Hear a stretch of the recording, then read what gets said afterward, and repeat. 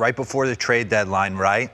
Milwaukee had the 3-game set. Yep. They trade Hader to San Diego, and then everything just flipped. They made some interesting moves to bring in Jordan Montgomery, Jose Quintana. On the flip side, I can understand Booney, what he's saying right there. Maybe people were on Toronto a little bit. I still was on Toronto kind of preseason prediction-wise, but I don't think anybody's shocked with the Yankees being the AL East champs. I love these photos real quick before we dive in to these games. First off, I like to pick things out. Miles Michaelis on top of his game. Look at how happy he is. Look at the hair, the double thumbs. I love that. Booney looks like the pressure's off a little bit. He can relax. Didn't know Tim LeCastro had sneaky biceps in this pick. But I want to dive in, give some congratulations to both organizations, and then go into last night. First off, Aaron Judge. People are saying he might look a little tight at the dish. Well, when everybody's cutting away from what they're doing to watch you take your ABs, pause this real quick. How could you not be a little tight? But is he? Because good God, the guy has reached base 17 times in his last 31 plate appearances. It's a .550 on base, and he is not coming outside the zone for anybody.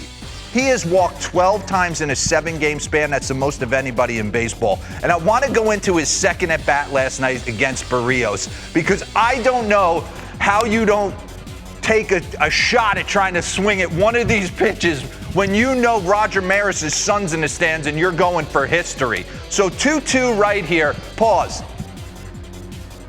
The one pitch they chronicled that he struggled with the first half of the season was the off-speed. He hammers the breaking ball, hammers the heater. So you've seen a lot of guys try and go off speed on him in the second half, and he's closed up that hole. Obviously, because the ability to spit on back-to-back changeups from Jose Berríos, who didn't have his good stuff last night. He got knocked around a little bit. I'd like to give more credit to the Yankee hitters than bury Jose Berríos. But he caught too much of the plate last night. For him to have 95 sink, the wipeout slider, changeup's his third best pitch, and for Aaron Judge to spit on these back-to-back, Alejandro Kirk, no thank you, I'm off that, 3-2, no thank you, I'm going to first. I mean, to walk 4 times last night, he had a full count, all 5 at-bats. So maybe he gets the day, pause this, maybe he gets the day off today. 48 hours off his feet, then he breaks the record at home against the Orioles. I'd be shocked if he's in the lineup today. He's gone 48 straight games in a row being in there. So maybe take a day, little R&R for Aaron Judge. I think he could use it mentally too. Just relax. Enjoy 60 bombs and the fact that we're AL East champs, and then do it in front of the home fans. Interesting, right? You trade away Jordan Montgomery, Frankie Montas comes over in a trade. We're expecting him to be the number 3. Big boy stepped up in the second half. Jameson Taillon, pitching free agent at the end of the year, and we talked about it. We were going through the fact that he's north to south, right? What do I mean by that? Pause it real quick.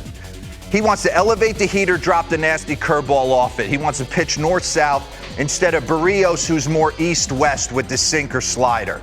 And he showed that in first inning. Punches out Bichette on a high heater, gets Vladdy Jr. But I want to take you inside this Teoscar Hernandez at bat. Run this. Because for me, Coney was good. David Cohn on the call last night with Michael Kay was calling it a cutter. StatCast says it's more of a slider. But I want to show you, he was showing this pitch all night. That is devastating. Bring up his pitch usage, please, because this thing is pretty nasty. Looks to me, it presents itself more like a slider, and that's what he showed. Versus right-handers, look at the weapons that he has. 4-seam elevated. He throws the changeup. You can erase that. You don't see that, but unless you're a left-handed hitter.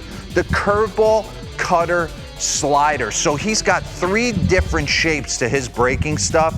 Really impressive. Pitched a heck of a game with a bullpen that was kind of taxed. He went into the 8th inning, gave them a chance. So Jameson Taillon's bought himself a start in the postseason without question. He looked really good on the mound, controlling everything.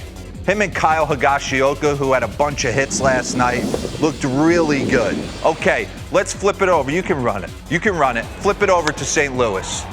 What are they known for, right? Albert 700, Goldie's Triple Crown potentially, Arenado. But Miles Michaelis was on point last night, and we talk about it with his fastball. First AB of the game, Christian Yelich. Little comeback two-seamer. You see him get on top of that, ride it back almost like a la Greg Maddux. Castanheira, right-handed. Don't think you can handle the high cheese? He was elevating four-seamers to the right-handers all night, just picking you apart with different ways. But this was beautiful for me. First inning, you're trying to clinch a title. You're trying to not bad route right there by Mr. Mitchell in center field. Brendan Donovan, who's going to fight for the Rookie of the Year and get some votes, starts the game off double. Lars Newbar, let's move him over. Paulie Goldschmidt, let's get him in. 1-0, manufacturing runs.